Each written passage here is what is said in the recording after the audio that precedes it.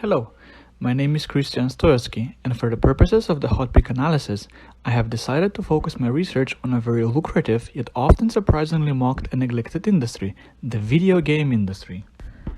With a whopping 7.7 billion people that are currently populating the planet, a recent study has found that there are 4.7 billion active internet users, of which 2.7 billion are considered as gamers. Now more than ever, especially in the midst of the global COVID-19 pandemic, the number of video gamers is drastically increasing. Engagement with video games is at an all-time high, and according to Nielsen, the number of gamers due to the COVID-19 pandemic has increased dramatically compared to the pre-COVID period. The increase was higher in the US by 46%, followed by France, the UK, and Germany with similar numbers. As physical spaces disappear, video games are becoming one of the few places for people to spend time together, whether it is to enjoy virtual concerts in Fortnite, or learn how to vote while playing Among Us, or just hang out and play. Superdata estimates that digital games alone gathered $126.6 billion over the course of the year. The number may not spike this year as much as they did in 2020, but Superdata predicts the long-term habits formed during lockdown are here to stay. While playing video games and being labeled as a gamer was considered as weird and represented being a burden to society in the past, with the progressive increases of prize pools and rewards in today's gaming world, such as a 16-year-old American who won a whopping $3 million from winning the Fortnite World Cup in 2019, common people are also starting to realize the lucrativeness of the industry. Furthermore, throughout the years, players have invested billions of dollars into digital items in online games without a tangible way to benefit from it beyond occasional gameplay advantages. Content remains locked behind the in-game accounts because the typical purchase is really just lease or licensing agreement with no capability to transfer or sell. Out of so many gamers, unfortunately, only the top 0.001% can make money through competing, and another small part through content creation such as live streaming or YouTube video recording. Additionally, nowadays with thousands of new games emerging every year, players have more variety than ever and are constantly switching between these games, causing significant instabilities to game companies.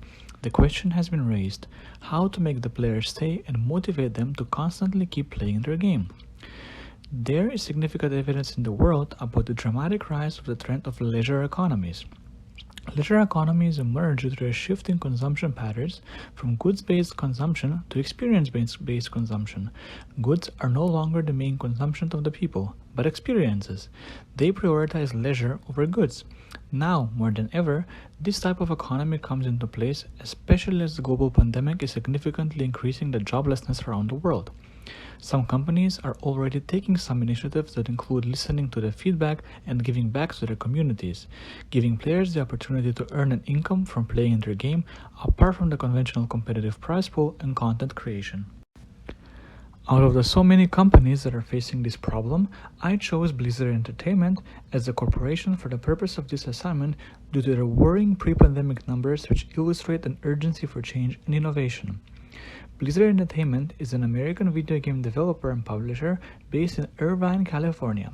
Since its founding more than 30 years ago, the company has had significant success and became one of the leading game manufacturers in the world. Some well-known games that are part of their product portfolio are World of Warcraft, StarCraft, Diablo, Overwatch, and many, many more. Over the years, the company has attained an infamous reputation, however, for not listening to their vast and diverse base of consumers or players, which has led in significant decrease of numbers over the years. Player base will not incentivizing them to keep playing. As the trends of giving back to the community is soaring amongst game developers, Blizzard Entertainment clearly illustrates the need for change and innovation if they want to keep thriving in the industry. But how can a company incentivize their player base to consistently play the game while not requiring them to be a part of the top 0.001%? What are some alternative methods that the corporation can provide to help people earn a living through grinding video games? The answer to this question lies in the up-and-coming game development startup called Mythical Games, a next-generation game technology studio at the intersection of blockchain and games. Mythical Games is using the decentralized digital ledger technology of blockchain to build games where players can be verified as owners of a piece of a game. The company calls these digital ecosystems built around player-owned economies. They believe that true ownership of digital assets, verifiable scarcity, and integrated secondary markets will spawn a new generation of games. These new economies, based on digital ownership, will bring players, developers, and content creators closer to the games they love. Their goal is to create world-class products that drive consumer adoption of distributed ledger technology through games.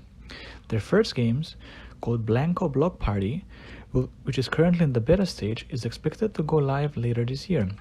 It is a new free-to-play multiplayer universe owned and built by players alike, similar to Steven Spielberg's Ready Player One. But what makes this company so special, and how can they effectively utilize their blockchain technology within their game? So Mythical Games plans to launch a non-fungible token called an NFT marketplace for its Blanco's Block Party video game. Their secondary marketplace is simply a place for game players and collectors alike to buy and sell their in-game assets or characters such as NFTs through a secure and liquid marketplace where anybody can become an economic stakeholder. Their price can change and fluctuate dramatically depending on the release date, scarcity, serial number, level of the character, artist that designed it, and even branded by a certain company or esports organization. Players can participate in this market by using either fiat or cryptocurrencies. In other words, this is kind of like a stock exchange for intangible virtual assets available for everyone through any currency. On the other hand, to answer the question regarding why blockchain, Mythical Games aims to drive mass adoption of ownership in games through NFTs and proof of stake or POS blockchain technology, opening the door to a new kind of global game economy where creators are owners and players are investors. So Mythical Games is working with an alternative game-friendly blockchain dubbed EOS.io that is fast and uses proof of stake, which focuses on trusted parties to record the blockchain transactions and maintain the network. Mythical uses EOS.io to handle mining or creating these NFTs, which are one-of-a-kind digital items that can be verified on the blockchain. To summarize my research, and after conducting quite an extensive one, it can be safely concluded that there is a perfect match or perfect synergy between these two companies, as Mythical Games is also planning to sell their NFT marketplace technology, which fulfills the innovation need for Blizzard Entertainment. To conclude, Blizzard Entertainment can scale this technology by exposing it to their incredibly high player base of approximately 500 million active players. Additionally, just like Amazon, this model is becoming an all-encompassing digital ecosystem example, mixing a suite of interconnected products with multi-company partnership. The same can be adopted by the corporation Blizzard. Moreover, looking at Gartner's hype cycle, the blockchain in gaming is currently in the innovation trigger section. Therefore, early adopters and innovators will be attracted to this technology, as most of the video game players fall under these categories. Later, as the section is moving through the cycle, then the early and late majorities will follow. Furthermore, this technology can be considered as a hybrid innovation, a mix between a component and architectural, since it changes one part of the game. However, it may result in changing the overall concept of how those games are played. Therefore, it's recommended to the corporation to first do a trial run of their tech. Additionally, the technology can be considered as incremental and competence-enhancing innovation, which means that it only improves the existing practices of the company while building on the company's existing knowledge base. And finally, the technology can be placed in between game-winning and breakthrough ideas on the balanced innovation portfolio, as it will help the corporation maintain their competitive advantage while at the same time attain a first-mover advantage in the new gaming market that will be created. Thank you.